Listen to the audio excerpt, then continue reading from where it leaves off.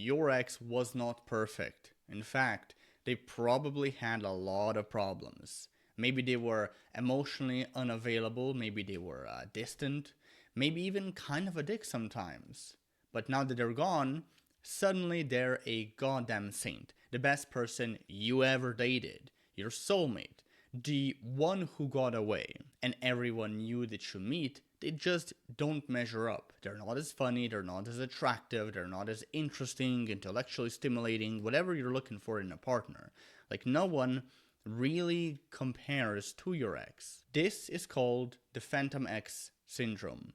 And if you don't recognize it and deal with it, it can very well ruin your chances of being happy again. It can prolong your breakup recovery, and most importantly, it can really sabotage your chances of getting back with your ex, because you're gonna see them in a way that's just not realistic, which will then influence all of your behaviors, making them more desperate, needy, and therefore unattractive. So here's what's happening under the hood if this is something that you're caught up in at the moment. You're actually not missing your ex.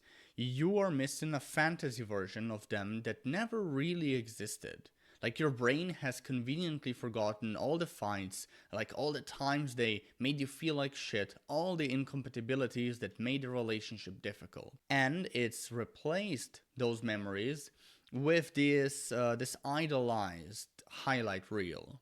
And the worst part, this isn't just making you miserable, it's also destroying your ability to move forward. Because when you've put your ex on a pedestal this high, no one else really stands a chance. You're comparing every new person to this perfect phantom version of your ex.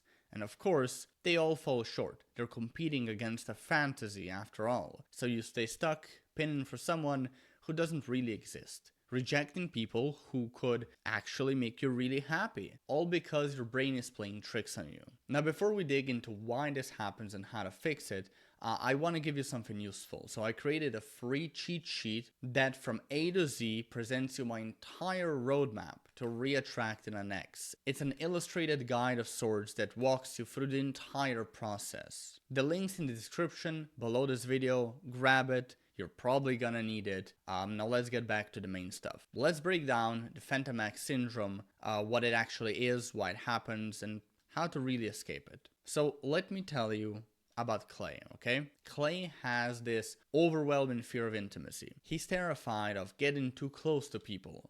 So when he starts dating Sally, instead of being honest about his feelings, he puts on this act. He pretends to be this confident badass who doesn't care about anything. Instead of opening up to Sally, he shuts down. He withdraws. He makes her feel crushed and confused. And rather than appreciating her good qualities, he obsesses over tiny flaws. The way she eats, how loud she blows her nose, whatever. Like stuff like that. Really minor stuff. And eventually, Sally realizes Clay is damaged goods. He's got emotional issues that he just refuses to deal with. So after weeks of failed attempts at communication, she dumps him. And here's where it gets interesting. After a brief period where Clay enjoys his independence, he starts to miss Sally. But he tries to convince himself that he's moved on. Yet despite his best efforts, he can't stop thinking about her. And as time passes, Clay starts putting Sally on a pedestal. He forgets all about her negative traits. He remembers her as faultless, perfect, his soulmate. He starts comparing then every new date to Sally. And of course, none of them measure up, because he's not comparing them to the real person, the real Sally. He's comparing them to the phantom Sally that exists only in his head. This is the Phantom Ex syndrome. It's when you maintain a persistent emotional attachment to an ex who's long gone. You fantasize about reuniting, you reminisce constantly about the past, you long for emotional connection that you once had. But here's the key. What you're longing for isn't real. It's a sanitized, idealized version of your relationship that never actually existed. Your brain has conveniently edited out all the bad parts, all the times you thought, all the times they hurt you, all the fundamental incompatibilities that made the relationship sustainable, and it's replaced those memories with this perfect fantasy. So why does your brain do that? Well, first there's the intensity of the emotional connection.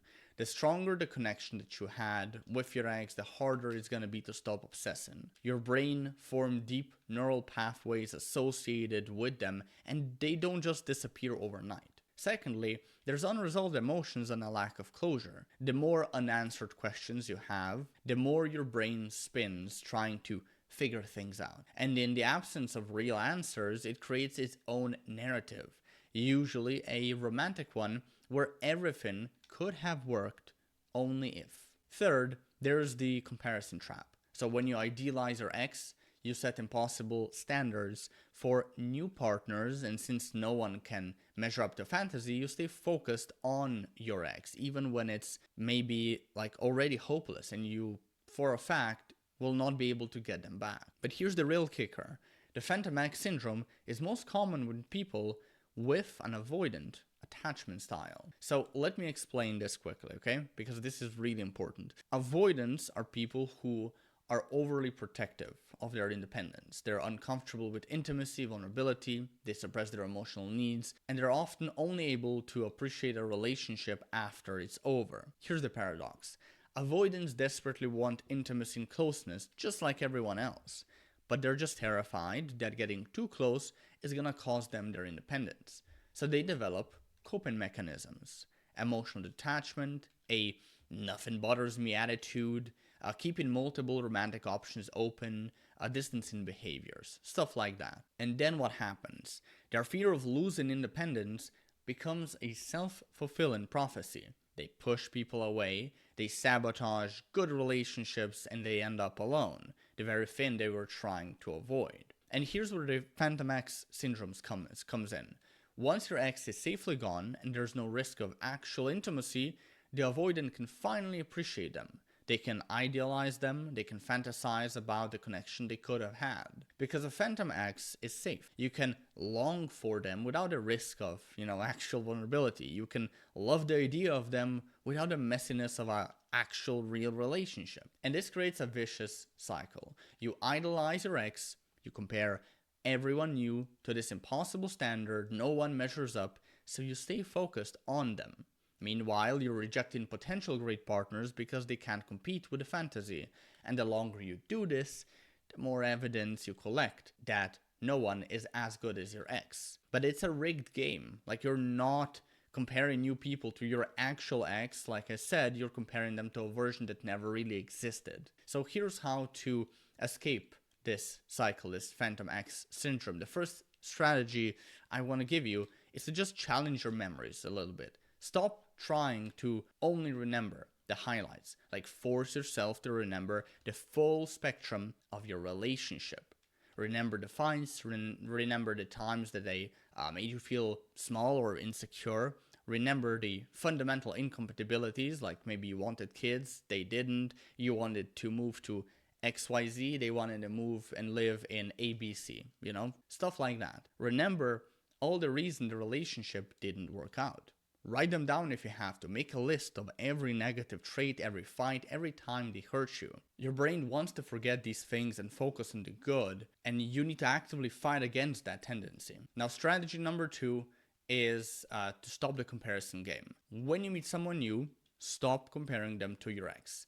They are a different person. They're gonna have different strengths, different weaknesses. And instead of asking, are they as good as my ex, or thinking along those lines, ask, do I enjoy spending time with this person? Are we somewhat compatible? Do they treat me well? Judge them on their own merits, not in comparison to a fantasy. Now, the first strategy is just get honest about idealization. So whenever you catch yourself thinking, my ex was so perfect and no one compares to them, stop and correct yourself. Say it out loud if you have to.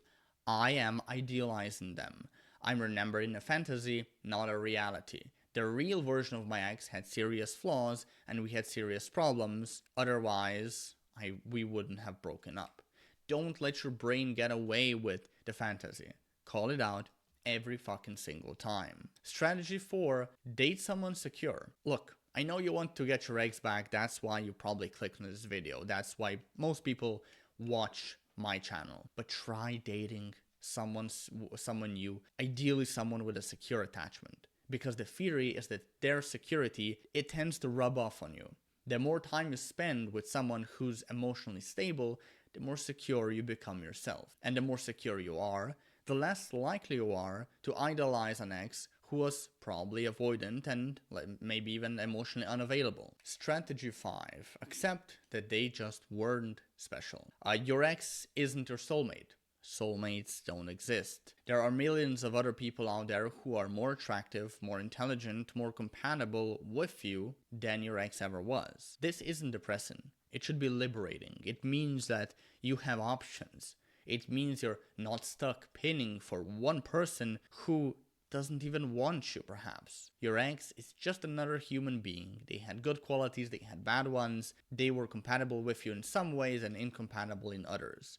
But they're not special, they're not irreplaceable, and the sooner you accept that, the sooner you can actually move on. Recognize incompatibility, that's gonna be the next strategy. A breakup is usually a sign of fundamental incompatibility. That's the first thing I wanna note. Yes, some couples, they get back together and they make it work long term, and that's great. But we're talking about a tiny minority here.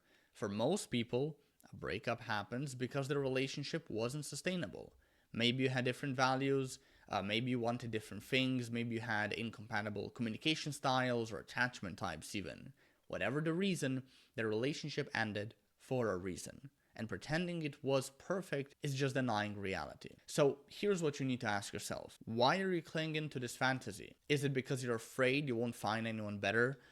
Is it because your self-esteem is so low that you think this is the best you can do? Is it because being alone is way more terrifying than being with someone who wasn't really that great? Until you answer that question, honestly, like these types of questions, you're probably gonna stay trapped in the Phantom X syndrome. Because this isn't really about your ex, it's about your insecurities, maybe even your fear of being alone, your fear of not being lovable, your fear that this was your one shot at happiness. And obviously none of that is true. But you won't believe it until you do the work to address those fears directly. So that's pretty much it. Again, if you want to go deeper into my entire process for getting an ex back, download that free cheat sheet that I mentioned, the link below this video. It's an entire illustrated roadmap that helps you with reattraction. It leads you from A to Z, everything that you've got to do to get into the best position, in my opinion, for mending a relationship. That's it. Bye-bye.